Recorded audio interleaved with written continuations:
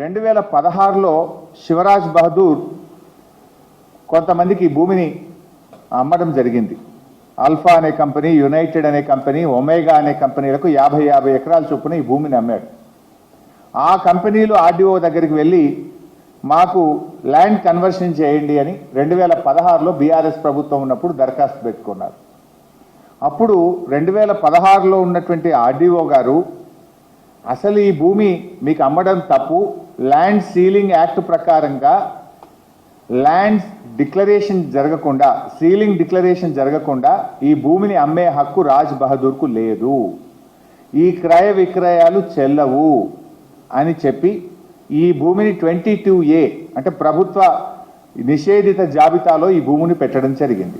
22Aలో పెట్టి ఈ భూమిలో ఎలాంటి క్రయ విక్రయాలు చెల్లవు, ఇది ల్యాండ్ సీలింగ్ యాక్ట్ పరిధిలోకి వస్తుందని 2016లో బీఆర్ఎస్ ప్రభుత్వం నిషేధిత జాబితాలో ఈ భూముల్ని పెట్టడం జరిగింది. దాని మీద వీళ్ళు హైకోర్టుకు పోయింది. ఆర్డీఓ గారు మాకు భూములు కన్వర్షన్ చేయమంటే చేయలేదు, మా భూమిని మేము కొనుక్కున్న దాన్ని నిషేధిత జాబితాలో పెట్టారని వీళ్ళు హైకోర్టుకు పోయింది. హైకోర్టులో 12 ఫిబ్రవరి 2020న హైకోర్టు చాలా స్పష్టంగా ఏం చెప్పిందంటే ఆర్డీఓ గారి నిర్ణయం సరి అయినటువంటి నిర్ణయం.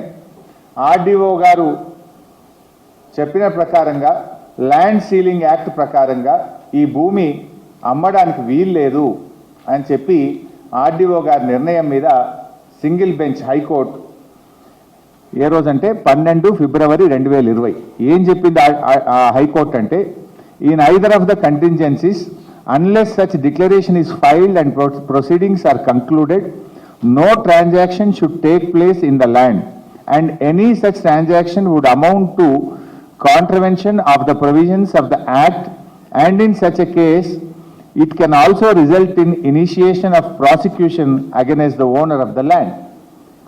ఈ భూమిని అమ్మడం తప్పు, ఒకవేళ అమ్మి ఉంటే అమ్మిన ఓనర్ మీద క్రిమినల్ చర్యలు తీసుకోవాలి అని కూడా హైకోర్టు చెప్పింది.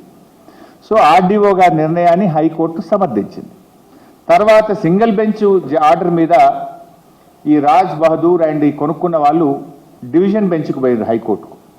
Division bench 13/10/2022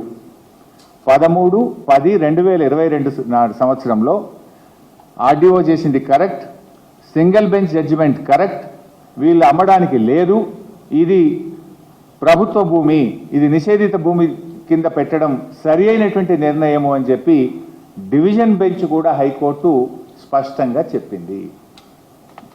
so division bench కూడా ఏం చెప్పిందో కూడా ఒక లైన్లో చెప్తా. అంటే డివిజన్ బెంచ్ ఈ సింగిల్ బెంచ్ ఆర్డర్ను కన్ఫర్మ్ చేసింది.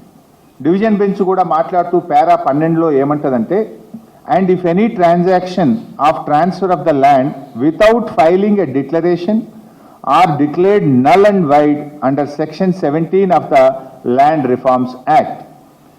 ల్యాండ్ రిఫార్మ్ యాక్ట్ సెక్షన్ 17 కింద మీరు ల్యాండ్ సీలింగ్ డిక్లరేషన్ ఇవ్వకుండా ఆర్డీఓ గారు, అంటే RDO is the authority, LRT RDO is the custodian.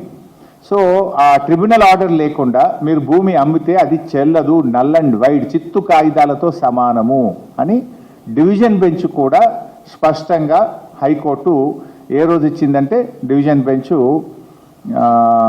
13/10/2022. So division bench order ఇచ్చిన తర్వాత వీళ్ళు సుప్రీంకోర్టుకు పోయింది.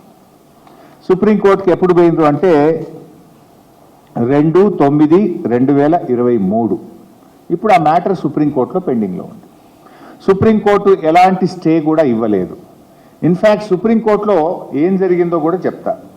సుప్రీంకోర్టులో ఇది రాష్ట్ర ప్రభుత్వం వేసినటువంటి అఫిడవిట్. రాష్ట్ర ప్రభుత్వం ఆర్డీఓ గారు సుప్రీంకోర్టులో వీళ్ళు వెళ్తే అఫిడవిట్ వేసినారు. జగదీశ్వర్ రెడ్డి ఆర్డీఓ కందుకూరు. ఈయన ఆర్డీఓ గారు సుప్రీంకోర్టులో వేసినటువంటి